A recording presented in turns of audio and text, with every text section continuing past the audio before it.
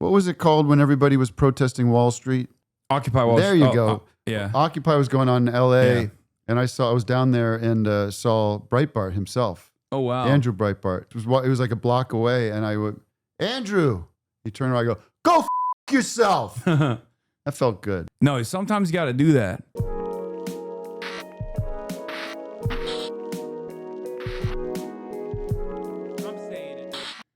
My guest is here, ladies and gentlemen. That's my dog, Kaya. Hi, Kaya.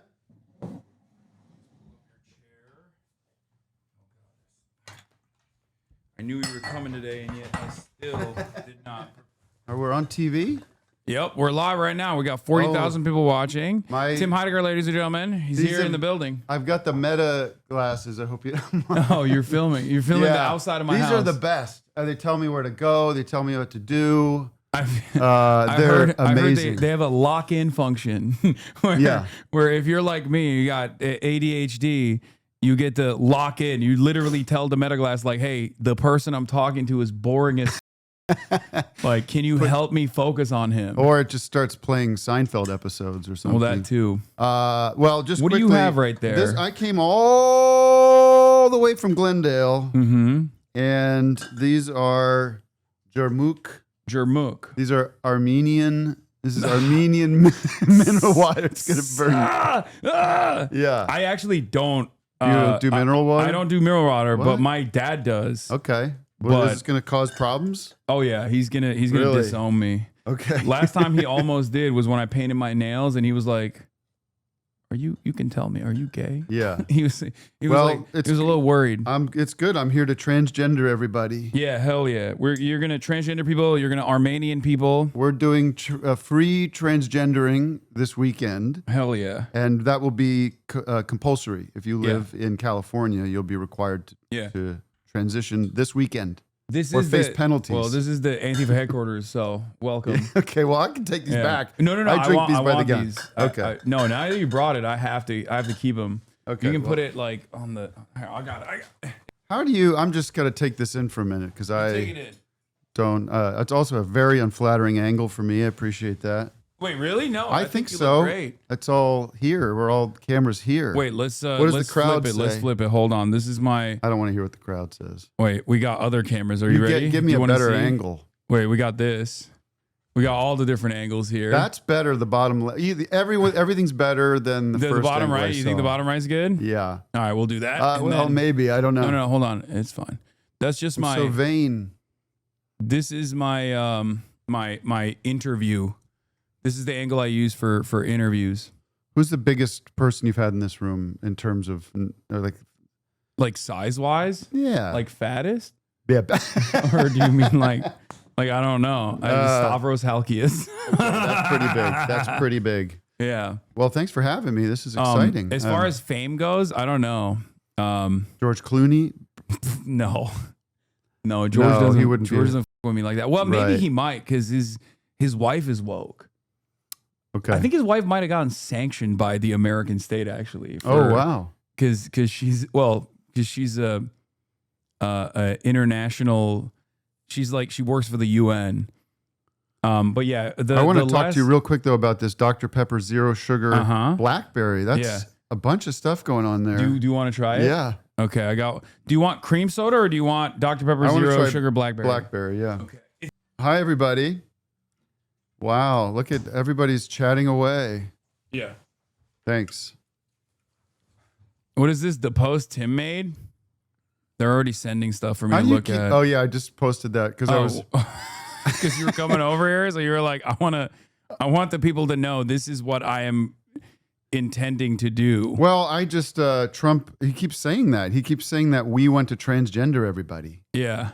It's like his little refrain. Well, yeah, he keeps I saying. love when he goes, everything's transgender. I know they want to transgender everybody. That's what he said today. It's like nobody wants to transgender anybody that doesn't want to be transgendered. Yeah, I feel like that would be a very complicated. Bananas. This is a complicated process. Would you want to like a sci-fi movie where like you saw the world the way he sees it for like maybe 24 hours? You put the glasses on, put the Trump glasses and you on. See it. You just see as hell. Everything's hell and crimes out of rampant and people are all cutting each other's genitals off.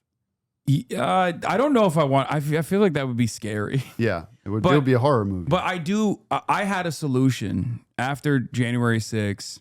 Like if we had a competent government, I had a solution where there's a man here. Is that? No, it's my mom. my dad and my mom are always around. Copy. Hi everybody. I'm your guest host for the next 10 seconds. Yeah, no, it's just my dad. But I had a solution after January 6th. If we were like a competent government, kind of like Brazil, for example, that did their own January 6th on January 20th, I think. And then like, you know, people were properly prosecuted and might be facing prison sentences.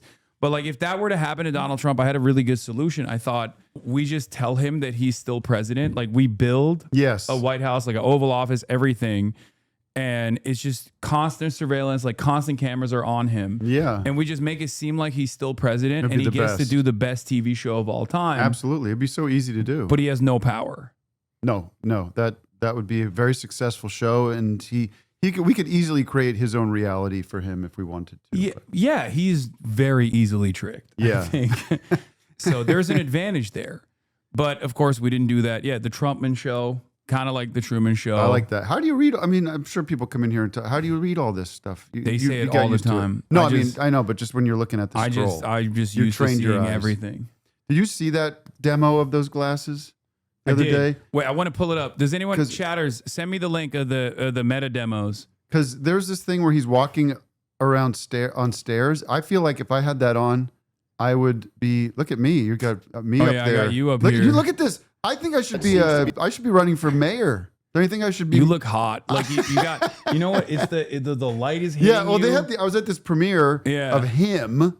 It's a new movie about the balding pills. Hims. But I don't know. The lights were so bright. I've been on these premiere things before. Yeah, but you have like a cool look to you because of it, where you're like, oh, I'm into this. Because now I'm starting to look older. I look like I've got like wrinkles and things. I feel me too. It just happens. Yeah, it is what it is. I'm okay with it, but it gives me gravitas. Yeah. No, and, you know look Todd like Glass. You know who Todd Glass is? He's a very funny comedian. Yeah. And I had him on the show, and he was like, I was like, I got to go to this premiere. I don't know what to wear. And he's like, just get a black shirt and a navy blue suit. And that's what I did. So I think I will run for either governor or mayor. It's a good look. Or president. I like it. Oh, here's the meta demo. Someone said, "Oh, that was the one that just failed." There's one where he's like walking up the stairs, and I just feel like I would fall down the stairs immediately if things were like in front of me. Yeah. You know what I mean? No, my like I said, my favorite is the lock-in mode. I saw that one. I was like, this is perfect. Like this is definitely use the help. Hey Meta, start live AI. No one really starting wants live this, AI. right? I think there's a lot of people that are really stupid. I hate to say it. I like it comes. I'm not like an elitist by any means. I say I'm a dumb guy all the time. Yeah. But I cannot help but think less of someone if I catch them doing like Chat GPT, where I'm like, really? Like you didn't want to just Google that? Yeah, you know? yeah. And every aspect of my life where just like AI has been slammed into it has objectively gotten worse. Like you Google something. The worst thing is AI readout. You get the email summary. Yeah. That takes up half your screen. And it's like, you know, Joe and Steve are suggesting we meet tomorrow and then you're like, I just want to read the email that was sent to me. I don't need this breakdown of it. It's not helpful. It's also an email. It's not like that long. No. The format was already a brief text summary to begin with. And now we're doing a TLDR on an email. They're desperate to try to find ways to use it, and it's not happening. I cannot for the life of me understand why you would be so cucked to a piece of tech where you're like, I'm going to let it do the thinking for me. Yeah. That doesn't make any sense. I feel like it's anti-human. Yeah, Google was fine. Like to find things, it was pretty good. Yeah, it was pretty amazing. But now, finish watching this because this craps out on this guy. I love the setup you have here. Also, stop. Listen, I don't need the commentary from the computer either. Always. Always That's cool. Sycophantic. So sycophantic. I hate that. So condescending and patronizing. Yeah, it's what makes people insane though. That's why they like start they get like what I don't know what it's called, but they like start hallucinating and they think they're like the second coming of Jesus Christ. I don't know. It's just like AI psychosis. That's what it's called. Someone in the chat said. Yeah, of course it creates AI psychosis. If you're like alienated, if you're isolated and you have this like sycophantic chatbot constantly being like, all of your dumbest opinions are actually brilliant. Yeah. You're going to lean into that, you know? There's also this lag that reminds me of when like cell phones first were coming out and when you're trying to talk to somebody, there's that feeling of like, no, you go ahead. What were you saying? No, it's like, that's what every conversation I've had with these stupid things are. But anyways. Yeah. We all this is the AI stuff, Scott. We just turn it off. How can I help? Hey, can you help me make a Korean-inspired steak sauce for my steak sandwich here? You can make a Korean-inspired steak sauce using soy sauce, sesame oil. What do I do first? It's so uncomfortable. What do I do first? She got mad. I know she shuts down. Bitch, I was explaining it to you. There's steps to this. Okay, calm down. You've already combined the base ingredients. So now grate a pear to add to the sauce. What do I do first? You've already combined the base ingredients. So now grate the pear and gently combine it with the base sauce. All right, I think the Wi-Fi might be messed up. Sorry, back to you, Mark. It's all good. Yeah, it's all good. I love seeing antisocial dudes like Mark Zuckerberg try to do these events themselves instead of like handing it off to some guy you squeezed $100 grand to who is way more capable of doing Jimmy it. Fallon to do it. Yeah, for sure. You can get Jimmy Kimmel to do it. Seems like he's got some. Did you see the time on his hands? Did you see? Well, we could talk. I'm sure you want to talk about that. Yeah, of course. The Jimmy Fallon did like a Google one of these. He did like a Google event. Oh, he did. It's really. Look, you're a famous Hollywood guy, big time. So I don't want to talk big shit about any of these other guys because you probably golf with them. No, I talk. I'm an open book. At the Illuminati seminar that you attend with them. I'm an amiable guy, but I'm also an honest person, and I talk shit on shit I don't like. Well, I was going to say Jimmy Fallon is a chatbot. Yeah, he's a stooge. He's a empty suit. Yeah, he's a so he's not not going to get mad at you at the. Oh, he might. I don't know. At the Illuminati seminar. I don't care for his sensibilities. Yeah. Jimmy Kimmel, on the other hand, let's talk about that. Obviously, I am the fedayeen for Jimmy Kimmel. I'm like, I don't care what he's done in the past. I don't care if his like style of comedy is for me or anything like that. Sure. From this day on, going forward, I'm a defender of Jimmy Kimmel, and because it's irrelevant to what took place.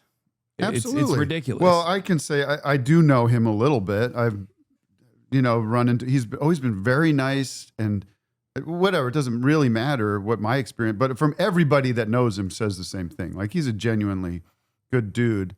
And I'll start on the negative side first. I do understand that this form of, because of people like you and all this different media, the late night talk show model is a dinosaur. It is. Yeah. And sorry, Jimmy. Yeah, and it is going to. For years I've been thinking this and watching it and being like, how is this going to wind down, and what's going to look like? Because it's for me, it's a big part of my childhood. It's a big part of American culture, I think, is the late night talk show. But it's starting to not be clear why it exists, Yeah. So that's the whatever. That's going to eventually sort of wind down as all things do, or become different or change. And it always has been changing. But the way this is going down is really up and scary like I've never seen before. I mean, the FCC guy, what's it, Brandon Carr? Yeah. He seems real demon. Yeah. Well, we don't see, try not to say that stuff because we say it colloquially. Yeah. I can't say that word. Yeah. Colloquially. But they mean it when they talk about demons, right? Yeah. Like they believe it. I think they believe it. Like we don't believe in demons. I used to think it was a LARP, but like, you know, I see Mike Huckabee. I don't know if you saw his speech that he delivered in Israel. I haven't paid attention to Mike in a while. I used to love watching Mike. Mike. He believes it. Like he's the type of dude who is a firm and committed believer in that kind of stuff, I think. And Teal and all those guys are like they think about this stuff all the time. But when we say demon, we just mean like bad guy, like a scary guy. Yeah. Not from some other realm. Using hyperbole. Yeah, I know, but I'm just trying to be careful of like not falling into their traps. But the whole like do it. And everybody on my side of comedy has like posted support and posted our thoughts about it and how crazy it is. And it's just crazy to see how lockstep everybody is on the other side to get in the chat and be like, well, he lied and provided false information. And suddenly, and that Dave Portnoy, all these people are like, well, I'm for free speech, but there are consequences and blah, blah, blah. Choking on the Trump's cum. As who can choke on it hardest. Yeah. And it's sick. Yeah, it's like even if he did lie, which he didn't, but even if he did lie, like the FCC cannot dictate whether or not or threaten to pull the broadcasting license of a television network for that reason. Because that's a chilling effect on speech. That's a direct First Amendment violation. And the very fact that Nexstar, which was obviously amidst this like major local television broadcasting merger that is also, once again, shouldn't be happening anyway. That would make them consolidating $6.8 billion thing that they're doing. That's going to make them own 80% of all local TV networks. Jesus. But meanwhile, who's watching this crap? These. It's just like in doctors' offices, as far as I can tell. Yeah. But I don't understand. It's not a news show. He's not obligated to. What are we talking about? He's lying. What is the lie? Yeah. I mean, I think what he was doing was commenting on in the immediate aftermath of the shooting. There was plenty of people rushing in there to say he's got this. They didn't know who it was at first, so even before they knew who it was, it was like.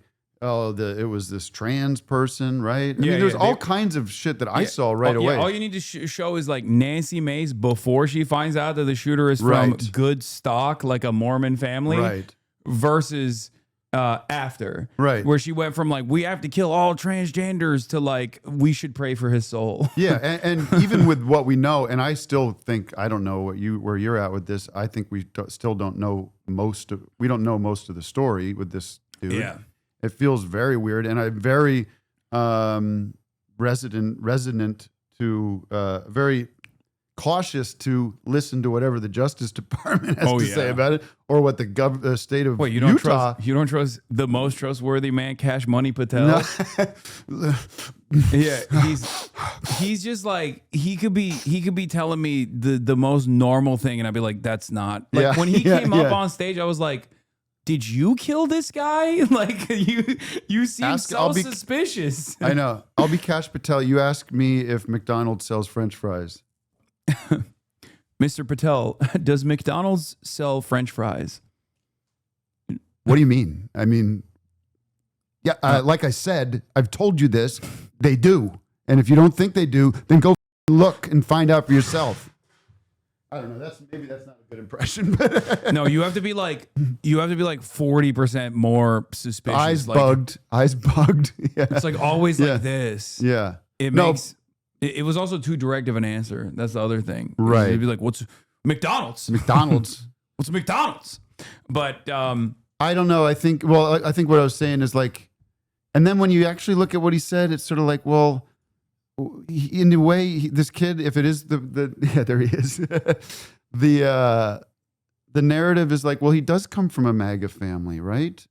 Yeah, he was raised. Is his he was. You know, it's his people and the gun culture and everything. The governor Spencer Cox was like, he's one of ours. Yeah, he was like, I really was praying for the last 72 hours that he was Mexican. He didn't say that, but. I don't know. But sorry. I mean, where are we at? He didn't literally say that. Okay, I'm exaggerating. Right. please don't throw me in Antifa prison. But where are we at? Because you have all these people that are, the people under Trump that are trying to make it this, they're nitpicking about whether it was a lie and the FCC and all that. But then Trump's own words where he's like, we got them, folks, and we're coming after more. And it's like, if you look at his words, they're the words of a psycho, like psychotic person that's so clear. And that's what's so frustrating about the time we're in right now. Because there's that clip, it kind of goes around every once in a while, of Bo Burnham. Have you seen that clip? And it's from like 10 years ago or something. Many Bo Burnham clips. Which one? Well, it's him going, Donald Trump? It was back in the first election. He just keeps saying it. Oh, yeah. Like, him? Donald Trump. I keep having to process that this is the guy that we're listening to. Look at what he said. Adam Friedland said, oh, man. At Jimmy Fallon, it's just you and me now, brother.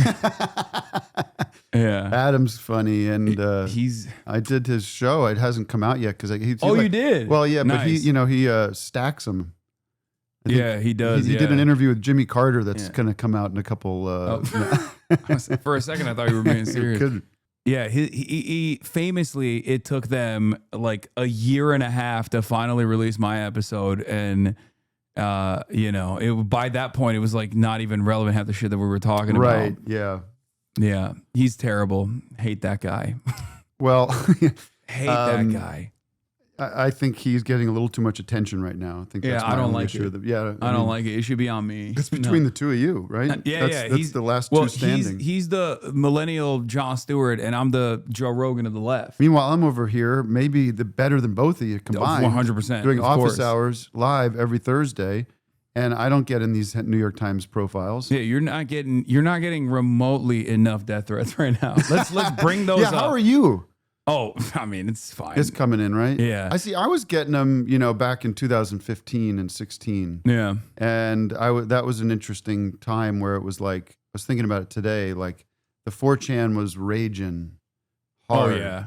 And I didn't know anything about it. Well, and now suddenly, it's Twitter. Now it's like... Oh, okay. See, I'm off Twitter now. Oh, yeah. It basically went from like, deeper, darker corners of the internet. Yeah. Where at least there was a little bit of shame in like the other sides of the internet where people, congregated. Right. To just like shamelessly doing that in real time, in broad daylight. And obviously one of my ops, like I got many of them. Yeah. I got State of Israel, the United States government, Customs and Border Patrol. Yeah. And of course now Elon Musk. Right. And he's been really, really coming after me. And I wanted to show you this. Him nonstop. Him personally, because he's on this. Yeah. Oh, wow. This is cool. Let me show you. Well, they're bringing him in front of Congress, right, along with all the other tech giants to talk about this, right? Yeah, definitely. Yeah. It's just weird. They were talking about like where extremism is fomented. I know. And it's like one of these guys is not like the other or something. Yeah. And they brought Twitch in specifically because I have the suspicion that they brought Twitch in specifically because they thought, this is a good opportunity to like yell at the Twitch CEO for platforming me. Yeah. Because that's been like a project. And that's been like where do you only broadcast? You're only broadcasting on Twitch. Is that correct? I only live stream on Twitch, but I'm on all the social media platforms and also on YouTube as well. Right. But not live. But I don't live stream on there. Right. Yeah. But does anyone in the chat have like one of the takes from Elon Musk? I want to show it real quick if we can find it. What's so bad about you? I don't know. I don't, like I said, I mean, I'm sure we disagree on things, but I don't know. Like I don't sit here and watch you for 8 hours a day. I'm a dangerous radical terrorist, right? Both on the Antifa front, which is new. Well, yeah. I guess they used to say that in 2016. I have to talk to you about the Antifa meeting on Sunday. Yeah. If there's any way we can push that till 3. I'll show you in the secret headquarters. I did make a joke about that. Yeah. I did make a joke about that. Originally on NBC last night, and the anchor got like actually worried. Oh, really? Yeah. Yeah. I think everybody's very worried. I mean, did you see Jon Stewart last night? I didn't. I wanted to. I've been meaning to watch it. It was very funny. I thought it was really good. They played it like they were North Korea state news, like just like praising him and all that stuff. It was pretty good. Well, so here's just a couple of them in the past week. He's been like nonstop boosting people, saying like I'm doing incitement to murder, reposting certain tweets and stuff like that. And but one of the funniest things is like he keeps adding Jeff Bezos. Who's like he's not looking at any of this. I don't think he's on Twitter. Like I don't think he's like spending any moment on Twitter being. Why don't like, you call the guy? You got him probably in your phone, right? Give Elon Musk can call Jeff Bezos. Yeah, meet in their secret dungeon. I'm on his like he says I need to be deplatformed from Twitch, but like I'm on his platform. Right. Yeah, exactly. Like, and he hasn't suspended you. Yeah, but right? I hope he doesn't, because I still use it for a lot of my work. But the one that I think is really funny, the one that I thought was really funny is like one of the people, like all the people that he's like responding to are really, they're like really lame. They're all like right wing weirdos, right? Or like don't exist at all. But one of them that he keeps responding to is really funny because he's like a pedophile Nazi. Let me see if I can find it. That's the one I was looking for, Chad. Chuck Schumer? God, no. Where the heck is it? There's like, he tweets so much. Oh my God. Wow. He's on a rage right now. I do love it because he's like, he basically shows the whole concept that like CEOs work really hard. It's just bullshit. You know? It bugs me when you hear these people talk about him like, well, he is a genius. He is. I'm like, I don't think so. Yeah. I think that was a bunch of good PR for a while there. I had this thought while you're looking for that, because I mean, back to the actual incident with Charlie Kirk. Oh, look at that. Yeah, this is one of them. But there is the, I can't even find it. Never mind. I was not talking about Grums, dude. I was talking about the lolicon. You guys are the worst. This idea of the violent left, right? The violent left. Yeah, yeah. Like, wasn't Charlie Kirk's entire like business model, or the structure of his whole career, was going and like debating these leftists? Yeah, I was supposed to debate. Yeah, and so like, well, it was like he kind of, I mean, ended unfortunately, of course, but like there was evidence constantly that there was a way to have conversation with these people. Like that was his entire model. They've decided like they're no longer talking. Right. You know? It's just because this one wacko. Yeah. But I don't know. It's I'm sorry. I'm sorry. No, I mean it's all good. This is like, I've been dealing with this quite a bit already. I specifically have been. I was specifically dealing with this already for the past 2 years since October 7 with like ADL and a lot of like advocacy groups, which is crazy because like it hasn't really worked on their end as well, but they haven't really stopped. Like they've just been pushing it no matter what. And I think like now the Trump administration bullying platforms might actually do it for them finally. Yeah. But it's been really interesting because like at first it was the ADL and a lot of these like advocacy groups that were pro-Israel, and now they're handshaking with neo-Nazis and like Holocaust deniers who are doing the exact same thing. What's an example of that? Like this one is what I was looking at. So this is some account with like an anime drawn pedophile PFP. He's like, Hassan Piker has been allowed to stay on Twitch while making calls to violence and violating their terms of service because DJ Clancy is his friend. Twitch is owned by Amazon, a major contractor with the Department of War. He asked hundreds of thousands of viewers to commit murder. This never happened, of course. Right. But then you look at his other tweets and it's like the Jews don't want this to happen. Oh my God. What a mess. He's just, and it's always like, is that hentai? Yeah, that's what it is. You have to understand, I am an old man that doesn't understand things as they are now. I'm sorry for beaming this to you, but here he is saying that the Jews took away his, I guess he wants to like have sex with his sister or something. Like, God, I think that's what this is. It's I know, such right? a mess that with the Candace Owens stuff where she's getting in there. Candace Owens has been there for a minute. So she's been there for a minute.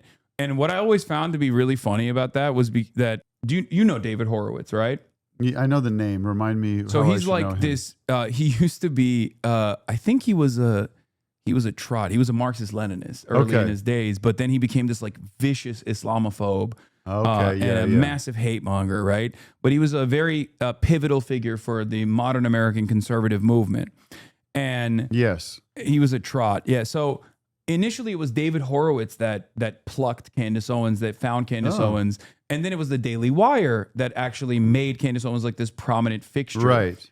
Basically, what's interesting about that is that Candace Owens was anti-Semitic the entire time. Right. But where's her anti-Semitism come from? I don't even know what it was. Like, I don't know what caused her to be anti-Semitic. I think it could have been like maybe some black Israelite stuff that she was like leaning into potentially. Right. But I don't know. We don't need to speculate. Yeah, but she's always been like a grifter, right? Right.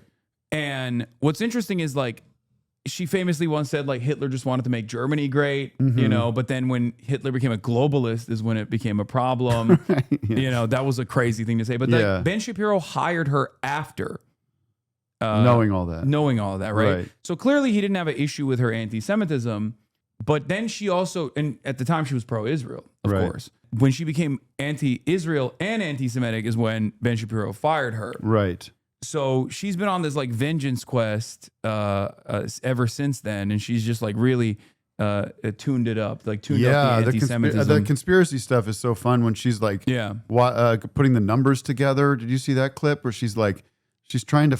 I don't really understand what she's talking about, but all these numbers that she found for this one secret military base, and she's doing like numerology stuff. That's my favorite type of and it's French, and the thing with the wife, where she's calling the wife a man. Oh, yeah.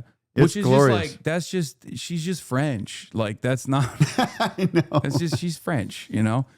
That's it. But basically, she's been going crazy over like Israel did this. Yeah. Talking about the discontent that like some of the Zionist donors had in Turning Point USA, which I think there's truth to that reporting. Like, because it's clear that Charlie Kirk was frustrated by people being arrogant and annoying to him, even though he's like, and he was critical. I guess wasn't he critical of the Iran bombing? And he was a little not really. No. Like this is really funny for me, at least, because like this is something that's close and personal for me, because this was what I was going to debate him on. Yeah, because it's a massive wedge right now between institutional Republicans and the base, especially the younger part of the base. Yeah, because they don't like Israel. And some of them obviously don't like Israel for the wrong reasons. for anti-Semitic reasons. Right. But also there's isolationist types. They don't want they don't want America coming into foreign policy. Yeah. Yeah. So I was going to debate him on this because he's like super pro-Israel. Right. But now you can't. Now I can't. But also now everyone is basically ascribing their own version of events to the situation. Right. And it's like I'm not, I don't like Israel. I hate Israel. Right. Okay. It's not a secret. Secret's out. Right. Okay. And you don't hate you don't hate the average guy growing up there. Of course, you hate the way that you hate the government policies. I hate Zionism. I think Zionism is a fascist ideology. We can debate on that if you disagree. I don't know. I'm not in a position to debate that. But I'm probably with you, but I would not want to get into a debate with you because I don't have the knowledge. Well, I'll just say it like Sam Cedar and I are very much aligned on this. I love Sam, and I have a long running joke of not getting along with Sam, but that's a bit. Yeah, no, I know. you guys are buddies. But what I was saying is like, as someone who is a firm and committed like op of Israel, right? I've been so conflicted this past week because on the one hand, it's like, I want to clear up misinformation. Right. And there's obviously like anti-Semitism associated with it as well. But on the other hand, I'm watching these Republicans like literally also arrive at this conclusion that like Israel is bad. Right. So it's been very conflicting. Yeah. I'm just watching them fight, and I'm like, I want to. But aren't we on this like forever quest of common ground on anything? And is that a place of common ground? I don't know. But my frustration with it is, if you arrive at the correct solution, but the way you arrived at it is just like hallucinations, right? Then I don't know if it's like super productive, right? And I worry about that. I do think that a lot of like the ADL has like coming after someone like myself who has like actively combated anti-Semitism for years and years and never really stopped doing that, right? Has created an environment where like the most forward-facing voices that are seemingly critical of Israel Yeah. are the likes of, Nick Fuentes or Candace Owens, Right. or numerous other people. I mean, I know it's showbiz, but I thought Hannah Einbinder, oh yeah, she's dope. she's terrific, and she did the thing at the speech, but I think what was even more important was after they were asking her about it, and she as a Jew was saying how it's her responsibility because she doesn't want Israel's policies to represent Jews of the world, because that's just one little like slice of the pie there. Yeah. And when you do learn about the history of Zionism and how it was kind of this sect, it was kind of a, just like any ism of the 20th century, it was just one way it went, where it was very hotly debated amongst Jews in the early part of the 20th century. It was not this foregone conclusion. That's fascinating history. Yeah, as is the case with most things that people debate on, which is why it's like the notion of like the monolithic nature of like the international jury and the way that Nazis presented is so funny, because it's like, I think Israel wishes that was the case. Yeah, like if that was the case, then they wouldn't fail so spectacularly, and especially right now, where you have like an entire generation of American Jews that are like, I don't care about this at all. This is terrible. Yeah. And they're freaking out. That's why they want to like ban TikTok and stuff. Well, it's funny, like the vision they have of this kind of global Jewish controlling everything thing is so comical. But then the thing in London the other day, where we had that big state dinner with everybody in the tuxedos and the gold plates, and it's all the tech titans. Like that's actually real. That's happening. Yeah. And it's like flaunted, and it's like right in front of everybody. Yeah. And all those people around that table are deciding what's going to happen in the world in the next 10 years. Exactly. That's what's so frustrating about it, is like, I keep explaining to people like, yes, there is a group of people, that control the planet, whether it be the media, whether it be the governments. Yeah. Tech. They're not like doing this at the behest of Judaism or one singular group of people. Yeah. They're just capitalists. Yes. And they're not doing it in like cigar-filled rooms. They're doing it in broad daylight. They're doing it in front of you. It's called the Davos Summit. You know what I mean? Like, but these guys have to, that's the thing that is like so frustrating, is like they always want to like have a grand narrative, a grand conspiracy that somehow loops back to like one singular group of people that are doing this evil because they're like purely evil or something. And it's like, no, they just want to make money. Yeah, like, for sure. They want to hold on to hold on to it as long as they can and make sure that they're close. I think one thing never gets talked about is how hard it is to think about people outside of your own immediate circle and immediate time frame. So all those people are just like us in a way, but they have much more power, and they want to try to keep it and make sure that nothing happens to them and nothing happens to the people that they actually know.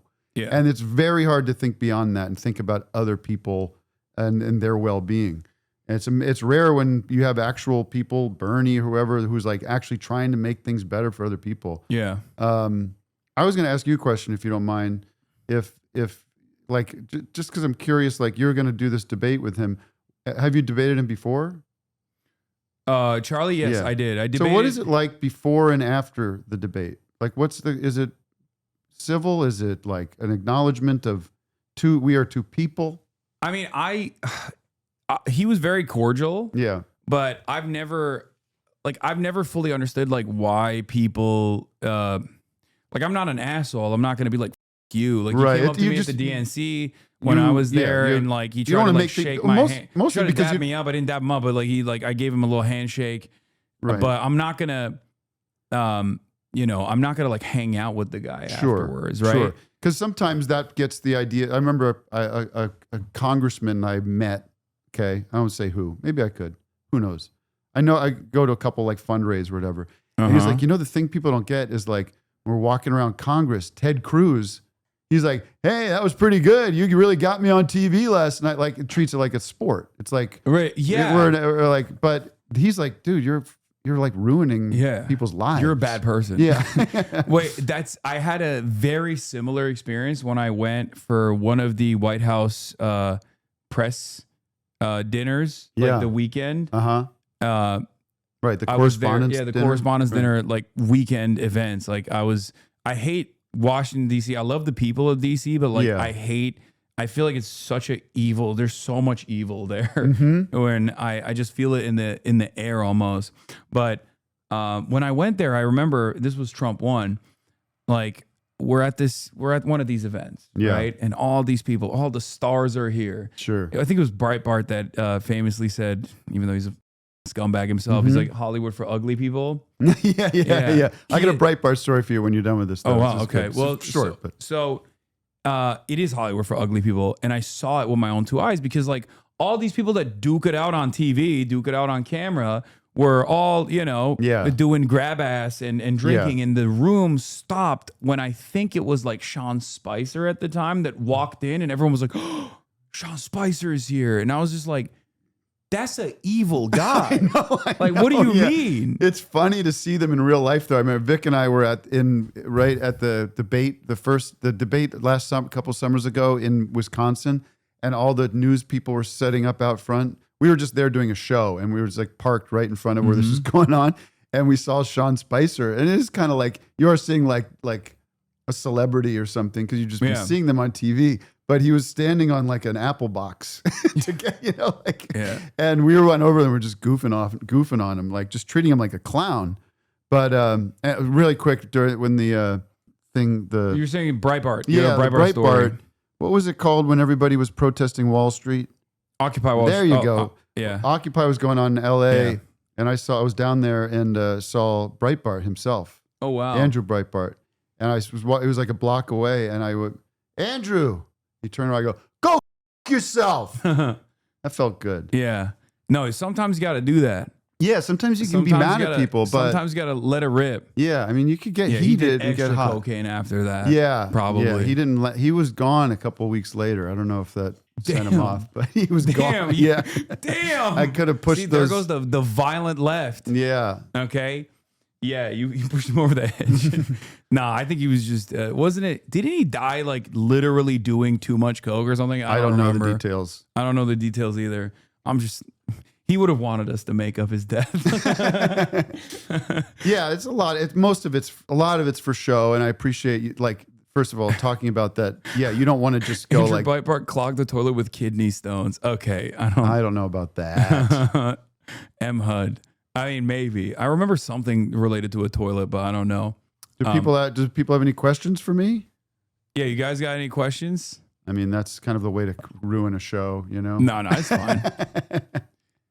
It's fine. Can you guess where I'm going tonight? This is pretty big news for me and my crowd, my family. What it's like a well, you got the hokas on, so I know. you're ready to walk. Okay. There's So a bit of entertainment tonight, live entertainment tonight. live entertainment. Okay. What would a guy like me be doing on a Friday night for some live entertainment? A comedy show? No, I don't find comedy entertaining. Okay. My job. Okay. Someone want to guess? Hollywood Bowl. Someone says strip club. I don't think this is a strip No. club. What is it? A concert. It is a concert. Okay. It's someone said 9 Inch Nails. 9 Inch Nails is correct. Wow. You're going to a 9 Inch Nails concert. I'm so excited. I'm not really Hell yeah. a fan, but I appreciate the artistry of those guys, and I want to just feel the experience. That's cool. I want to get dark. My favorite 9 Inch Nails song is not even a 9 Inch Nails song, Oh. or the version of it I like is I think it's Hurt, Johnny Cash Oh version. yeah, that's really good. Yeah.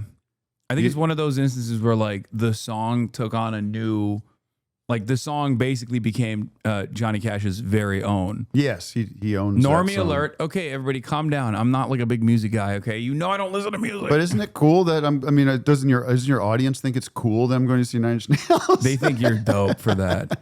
Wait, Trent Reznor's 9 I Inch think Nails, I'm wearing the right? wrong kind of jeans for the Yeah, occasion. but I am can wearing a black fit shirt. you up if you want. I need your help. I need to get fit and I'll get big you and fitted swole. up. I'll get you fitted up. You're in great shape. Oh, really? I feel I feel better than I used to feel, but You yeah. you got some biceps on you. Is that right? Like, yeah. Okay. Yeah, you look good. I'm I don't know what almost you're talking 50 years old. I feel like I look pretty good for 50. Yeah. It's the Hollywood. It's I take Hollywood. a lot of pills and adrenochrome. I never did the Ozempic. When I lost more weight than I had. Like I gained some weight back, but everyone's like Ozempic. I never did it. I was not allowed to, I would have done it. I'm not shaming anybody. I think I want to do it. If I ever get fat again, I'm gonna immediately boom. I don't know. I mean, they say there's some bad side effects to it, but who knows? Yeah. But it's like $1,000 a month. I don't have $1,000 a month to do that. We gotta pump up the subs on your shows. Yes. Well, everyone should subscribe to Office Hours Live, patreon.com/Office Hours Live. We could use 40,000 new subscribers this afternoon. Get off Chapo Trap House. Drop Stop watching those guys. Those guys are fake. That's what you got to do. You got to start beef with them. Yeah. And just be like, they've been embezzling. They've been sending money to the Israeli government. That's awesome. No, you gotta hit him with you're more left than they are. I'm crazy left. You should be like, they are actually betraying the Maoist revolution that is imminent. Yeah. And they've also betrayed even Marxist-Leninist principles. They're revisionists. And then their audience will stop paying attention to them. Yeah, Vic and Doug they're actually working in the cornfields now, and we have a collective where we just hell yeah. I don't know. Damn, the business is not going well. That's why you need the subs. No, it's everywhere. We love everybody. Yeah, I was on the live show of Office Hours 4 years ago. Is that an actual guy? Is that Hasan Piker over there? Is that Hasan Piker? Oh my God, it is. And Vic knew who you were. Yeah. Vic called you out and asked you to translate. What did you? There was somebody it was a Turkish guy. Vic got scammed by a Turkish guy. Yeah. And he was like translating for you. Do you have it? It was a Turkish what? hacker, Wow. I think, right? It's Hasan. You're Hasan. You're Hasan Piker. Are you? Can you get on the microphone? Do you speak Turkish? I guess. Whoa! Somebody knows you. Wow. Holy shit! Yeah, I was big. Oh wow! I was so much fatter back then. It was crazy. But also the hair and everything. Yeah. I was hurt. I'm gonna be honest. This was like. It was not a good time. This was not a good time. We're talking. This is January 1st, 2022. So, this was. I was a thick boy. I was going through a lot. Yeah. Well, this is also the special where Tim Robinson came out and did, which became kind of like a nice little viral thing where it's like, go back to your old shit. Yeah. And that's all anyone says to me now. Cash grab. And it's they're doing it in jest. It's like, I like the old shit back in the playground. Yeah. But, well, he's a big deal, Tim. Yeah, I know. Listen, I don't know who anybody is. Okay? No one fainted when we walked in. He looked at me like I was about to attack him. Yeah, it was a little scary, man. I'm sorry. Well, thanks for coming down and helping us out here. Yeah, it's from the end of 2021, right? Yeah, it's from it's Christmas 2021. Yeah, Christmas 2021. Are you allowed to? You're an anti-Christmas guy, right? Where War on Christmas is starting. Yeah, me and Uncle Sam. Yeah, we hate Christmas. I think at our Antifa meeting on Sunday, let's talk about how we're disrupting Christmas this year. Don't forget. Put it on the of agenda. course. Wait, one of the things I wanted to actually talk to you about that I find really funny and so pathetic actually is not my career. I hope. No, of course not. No, it's the ways in which in the aftermath of the Charlie Kirk shooting, what the conservatives have like paid attention to, what they've decided to basically push the buttons on in order to get like random people fired. And one of the things they've done is they're now attacking Starbucks because like the first thing that they think of, I guess, when they think of like when you say what's your name and just like Charlie Kirk. Yeah. And so some people are not writing that. Yeah, which by the way, I don't even believe that happened. Right. For the record. But if I worked at Starbucks, I don't want to speak for anybody that works at Starbucks, I would just write the name. Who gives a shit? Yeah, I just want to get through my shift. But basically, they were like, we got the corporation to bow down to our demands. And I was thinking like this is it. Like this is what the conservative movement is all about. Because like they've won everything. Yeah. Right? Yeah. They humiliated the Democrats. They won. Yeah. Right? They control everything. And beyond that, Donald Trump is like eroding what remains of, I guess, like constitutional norms and protections, right? Yeah. And the only thing they have right now is the only thing they want rather is just like for people to say you're cool. Actually, I love that your ideas are racist. Yeah, I'm and that's racist never going to too. happen. Yeah, it's never going to happen. It's so stupid, and they're like celebrating this stuff. An update from Starbucks. Yeah, they're like, yeah, look it's like, at how do you this. get? I just see up there. I see Rudy Giuliani. It's like, if you're a young man, how do you get jazzed about seeing Rudy Giuliani? Like that's who you're. That's the media you're going to be consuming when they start calling everybody. Yeah, you know, that's what they want. They're like, yeah, Jimmy, put Rudy Giuliani in place of Jimmy Kimmel.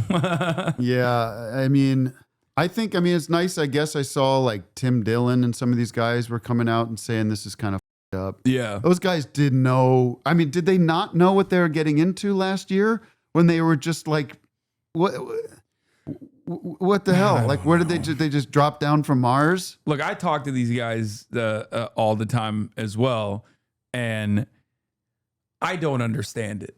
Like, they definitely are feeling it now. I mean, Andrew Schultz pulled the parachute cord like a couple months prior to this. Yes, and everyone was dunking on him, and it's just. But this kind of goes along with what we were talking about here, which is like for so many people, they just wanted to say like slurs. Yeah. Without having like, I don't know, someone with a septum piercing be like, don't do that. Yeah, yeah. And for them, it's like, this was it.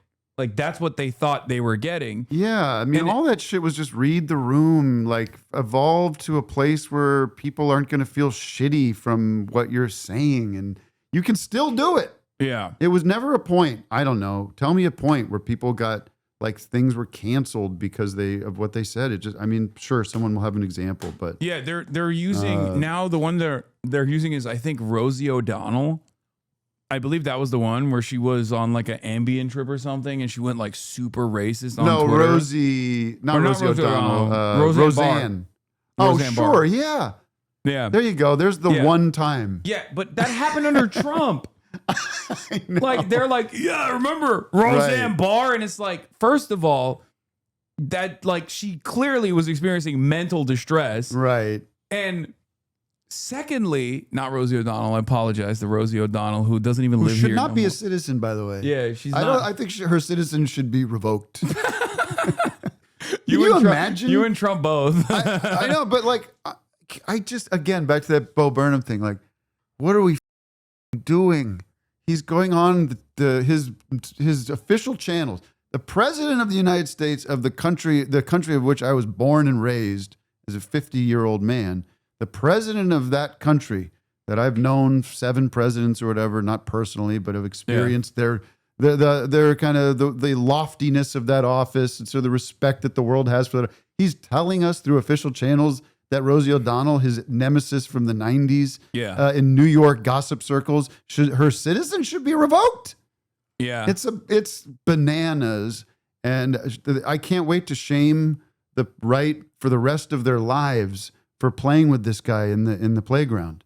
They can never be forgiven or forgotten for this. Well, you know, that's the positive outlook. For years, you and I, sorry to interrupt, you're a young man. As in your 90s, I hope you're reminding whoever's around that goes, you were for that guy? Yeah. The guy that was shitting in his pants?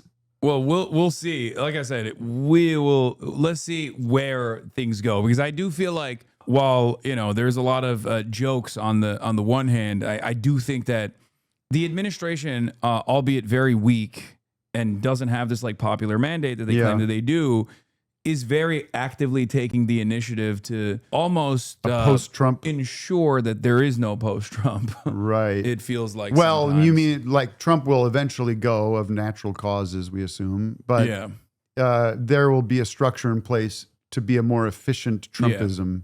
I mean, it might even just call it Trump. It's just Trump. That's the word that we talk about, but it's J.D. Vance pulling the levers or whatever, right? Yeah. Fuck. Well, and then Peter Thiel pulling the levers for J.D. I like Vance. him though. I like that guy. You have to say that. I like Peter Thiel. Anytime you're on your phone, you should just be like, I love Peter Thiel. I love the state of Israel. He seems like a normal guy. Good. If you listen to him, he seems like a normal guy. Yeah, he seems so human. Yeah. That's what I like about him. His human quality. He doesn't seem like a sweaty guy. Yeah. He made Ross Douthat look normal? I know. Like, that's an insane accomplishment. Yeah. I saw that. Ross was like, oh, okay. Yeah. Yeah. But I do that sometimes. I'm just walking around the house and I'll just be like, man, I really love Donald Trump, the CIA, and Peter Thiel. Bunch of great guys. You just got to do that. It's weird. I remember like years ago when we first started talking about privacy. I think it was like, with Snowden, and there was this idea, like the post-Iraq war idea. I think it was kind of a new thing that we were all like processing. Like, and I remember, I think Howard Stern said this. He was like, I don't really care if you can see what I'm doing because I'm not doing anything interesting, that feeling of being like, really, they're not really listening. They're not really listening to me. Like that seems like sci-fi. Nope. And even if they are, what are they going to do? They're benign, and that feels very naive right now. Oh yeah, no. It turns out that is one of the craziest parts about this is that like that's part of the reason why I think like Alex Jones is like a psyop, like this sophisticated. What are you talking about? Because. For every like one true thing he says, he has like 100 insane things. Yeah. So then you associate the true thing that he's saying with the insanity. Right. Because he was right about like government mass surveillance. Sure. And then he would be like, Obama smells like sulfur, which is, that's not true. Right. Well, why wouldn't, if you had power and the technology now exists, why wouldn't you start, going down that road? It seems like a natural thing for a totalitarian. If Hitler had it, he would use it as much as he could. Oh, for sure. Yeah. The KGB would use it if they had it. Yeah. That's what we're dealing with. Yeah, to make sure that everyone was a brave patriot who was working for the USSR appropriately. Yeah. That's what they would do. But it's like we talk about China and like what kind of crazy stuff's happening in China. And it's like, but we're doing it here. Like, we're already doing it. The things that we fantasize about China doing to its own citizens, we're literally doing here. And we're like, no, it's good. Yeah. It's good. Have you talked about those Chinese electric cars on this show? Oh, I love the Chinese electric cars. Oh, they're awesome. They look so cool. I'm going to China in November. Oh, wow. Yeah, maybe I'll stay there. I don't know. I don't know. I'm very curious about like the interior of China, like the mountainous regions of China. I think that's like very unexplored. We just don't hear about it. No, people go. Yeah. Now, I think like the only part that is less explored, because like even Xinjiang is now like totally open to tourism. But the only place that is like still very hard to get to both physically and also hard to get to for like, I think a little bit of suppression purposes is Tibet. But beyond that, like there are a lot of people that go, there's a lot of quirked up white boys that go and explore like rural China. And they're interested, the people are interested to talk and oh yeah. They're friendly, I'm sure. Yeah. They just like at least the videos I watch, they look at you like you're an alien. Right. But, yeah. You know what's interesting? I was thinking about that, like, in the beginning, the first month or so, there was so much crazy. There's still so much craziness, of course, but it does seem to be like they're just throwing stuff at the wall. Like we don't hear much about this Canadian state anymore. Yeah, remember that we were going to annex it, and Iceland or Greenland, I mean. Yeah, and they backed off of Chicago for now. Like so, there is some hope that we keep like fighting back on stuff. And this Jimmy Kimmel News seems to be very motivating people to get out there, and all sorts of people are coming out. So I think it is important to stay engaged and become active peacefully, and because they're not strong. Like I was talking about this before. They don't have the numbers. They don't have the numbers, and they're not strong. Because like if they were strong, they wouldn't feel the need to do this level of like suppression of dissent. Yeah. Because like if you're strong, if you're confident enough in your movement, if you're confident enough in like what you're presenting, you don't need to do this stuff. Yeah. The greatest example of this is America, with the exception of the Cold War, when the McCarthyism was happening. Yeah. That's when it felt weak. And that's why they were like, we have to suppress any sort of like socialist or communist allegiances in the country. Yeah. And in the aftermath of that, once they won the Cold War, right? Once America won the Cold War, we have full-blown freedom of speech again. Yeah. Because that's what you do when you're dominating, because you are not fearful. I use myself as an example because like for many years, people will be like, people to the left of me Yeah. would be like, there's people to the left of you? I don't think there are, but they seem to think so. Sure, of course. But, but basically they would say like, oh, you're controlled opposition. Like you're just sheepdogging everyone back to the Democratic Party, all this stuff. Right. And they would present the fact that I had a platform as a reason for why, you know, I was not seen as a danger. And I was like, yeah, exactly. They don't see me as a danger because there is no like broad socialist movement in this country that is like presenting a danger to capital accumulation yet. Right. But the moment that it does become a danger is the moment that like they will most likely come after my platform, even if I am making money for Amazon, which is what I'm doing right now. Right. Yeah. So we're there now. It seems like it's coming to that. It's coming to that conclusion. I mean, how important is Magdani's election to you to see that there can be a petri dish or a laboratory? Oh, it's great. Like if that, I mean, assuming he can get anything done within the, you know, Byzantine establishment of New York City politics or government, I should say, that might be a problem, right? Yeah. But if he doesn't flame, if he isn't, I think that's going to be a major. The real estate developers and the moneyed like interests, Wall Street and the cops, especially, are going to be a major issue. He's got to figure that out, and if he can, and not make, you know, not create disaster or whatever, like run a competent city. I mean, you know what drives me back to Trump and his crazy vision of the world. If you were in New York recently, right? Because I saw you on Sam's show. Like you're there, you're walking around, going like, this place is great. It's awesome. Yeah, like everything's humming. People are out, and even with everyone's in charge. Yeah, I know. Like, I mean, and I always have to say, of course, there are problems. Of course, there's inequities. There's all sorts of issues that we could talk about dealing with, but the picture of this dystopian hell zone where, like, you know, Trump's saying it's a disaster. It's like it's crazy town to talk about that if you go to New York and walk around. Well, the even better example, in my opinion, is what I saw in Detroit. I went to Detroit for the Palestine People's Conference, and I spoke there. And I went to Hamtramck, I went to Dearborn, and I, traversed the streets of Detroit. Yeah. And you would think, from the way that Republicans presented, right, it's on fire. It's like literally just like a hellhole. Beirut from the 1980s or something. It's just like a bombed out, hollowed out shell. Yeah. And it's so funny because it's like, no, it's beautiful. Yeah. I was there. Amazing. I was there earlier this year, and you know, it was like before the show. And same with Southside Chicago too. We went down there, and even my Uber driver was like, you got to avoid groups of four. If you see black people, you should avoid them. And I was like, the f are you talking about, dude? Yeah. And we went to a block party where they were doing a back to school drive. Yeah. And it was amazing. But you would think there's just dudes, like the way Trump talks about it, there's dudes getting shot up. Yeah, it's Mogadishu. Every moment. It's roaming gangs of machine wielding pickup trucks. But I guess if he can, you know, competently run New York for a year, and do something that makes people feel good about electing him, I mean, then we just go everywhere and say, there's another way. There's another way. Yeah. You know, it's not Chuck Schumer. It's not the old guard of the Democratic government, or the Democratic Party. And you don't have to go into this dark place where these lunatics are, these fundamentalists.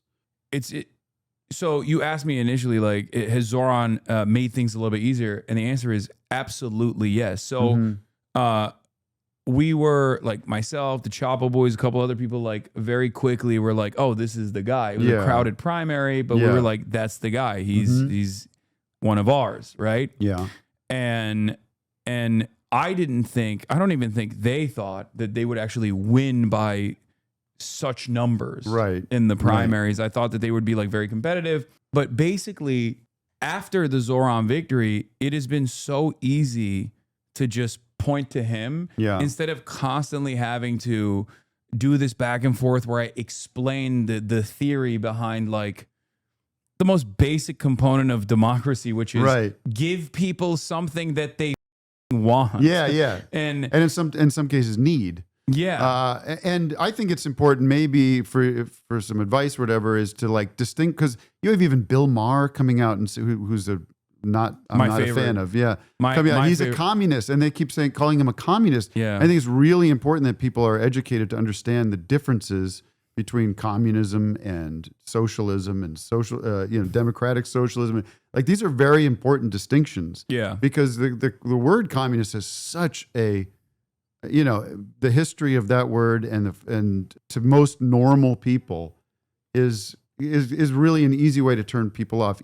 And it's just not true, right? I mean, if you look at what he wants to do, it's just that's not what he's talking about. But ultimately, like, it's not even, like, I always say, people call me a communist. I don't care about, like, people calling me a communist at all, because I always say, like, it's an earnest final goal to arrive at, like, a moneyless, classless, stateless society, like Star Trek. Right. It's a little utopian in vision. But it's, like, not a bad goal to try to pursue. Right. Right? Like, and yet, I mean, and also we've never had like that goal. We've never had that implemented ever anywhere. Yeah, unless we're talking about like, I guess, primitive accumulation. But but that's never been a thing, right? So, but you should almost like put them on the defensive to be like, have you not gone to college? Have you not learned about what words mean? Like the thing I used to always do is present Norway, because like Norway's a social democracy. Yeah, with some socialization, some nationalization initiatives, like their entire extraction industry is nationalized, from the forestry all the way to their oil and gas industry, right? So I would always be like, okay, well, what about Norway? Now I even do it with China, actually, because China, after many, many years of getting a very bad rap, is, especially with the Trump administration's like mishandling of like global trade and all this stuff, has made Americans like reconsider what they previously thought China was like. Yeah. And that whiplash that they experienced from like what it actually is like, and not like a peasant run backwater country in the way that it was presented, has caused people to go, maybe this stuff isn't so bad. Yeah. But basically what I used to do is I'd be like, okay, Norway, like you're saying everything is socialism. What about Norway? They'd be like, Norway's not socialist. And I'd be like, okay, let's implement the policies of Norway. Then, if it's not socialist. Well, I spent a little time over there recently, last year, a couple of years ago, and something really clicked with me. I think it was actually in Denmark, but it applied to Norway too. Was the people there were like, well, of course, this stuff, that these minerals or the oil, whatever it is, it's ours. Yeah. And it's ours to sell and to use the money for us. Yeah. So I think it is important to find a way to talk about collectivism in a way that's like, this is our stuff. Yeah. I'm an American citizen, and that it's different than a Norwegian, because, that's a smaller sample size of people. And we have a much more diverse group of people. I know, but and economies scale. Yeah. But we have to find a way to find like me as a German American, like from Germanic descent, Irish descent, European descent, and the Venezuelan whose family moved here in the 80s or something like that. Like, we should be talking to each other like, how cool, we're both Americans. Yeah. We should share the wealth of America together, right? Yeah. And not worry about our ethnic heritage, but that we have a common goal of having a good, strong country that takes care of the people inside the boundaries of the country. That's why I'm running for mayor of Glendale. Mayor of Glendale. Okay, that's not going to happen, because you could run very mayor not of Los Armenian. Angeles. You could do it. I feel like. Well, now we've got trouble, because if you start platforming me as an official, you should do it. They're going to look into my. Look, I got one. They're gonna start pulling up old Tim and Eric clips. It's gonna sink my race. No, it very don't quickly. matter. I got one. Look, numbers on the board. I'm at a 100% success rating. All right, currently. you put me on city council, and then we'll start from there. Yeah, so we'll see. But I mean, it's not, the current administration in LA is not great. So it's not the best. Oh God, what do you think about Gavin Newsom? He's something creepy. I mean, definite serial killer vibes. Oh yeah. I guess I like that there's somebody pushing back loudly and with humor. I think it's not like, I'm a picky humor guy. So I'm not the best judge, but it's a pretty funny idea to just tweet like Trump, I think. Yeah. I think people are going to get annoyed because like the more serious things get, the more they're going to be like, okay, we get it, Gavin. You're tweeting just like flames Trump. out too Just early. fucking do something. Yeah, you know what I mean? yeah. I don't buy him. I think he's I don't. Oh, he just wants to, he just wants to win. Been terrible for California. Yeah. That's for sure. It's interesting because on the one hand, I know some people that have worked with him closely on like criminal justice reform, specifically like the prisoner release stuff that he did. And it was literally because our prison system is so draconian and overfilling. Right. Like the population is out of control, the prison population in California. So we had to do this like this reform provision, and everybody yelled at him for it. I'm like, that's one of the only good things he's done. Right. Meanwhile, he's just like vetoing Medicare for all in the state of California. He's personally clearing homeless camps. Right. So who's the big national figure that you would maybe be excited about at this point? Is it too hard to say? I feel like it definitely is. It is too hard to. It's too early, I think. Yeah. I mean, I don't. I have an automatic no I don't want to billionaires. put you on the spot. I have an automatic no Pritzker? billionaires position, but like Pritzker's kind of all right. Like he's. We're gonna have to. I'll tell you a weird one. Maybe it's not weird, but I really like Jon Stewart. A lot of people are saying that. Like, I think he'd be cool.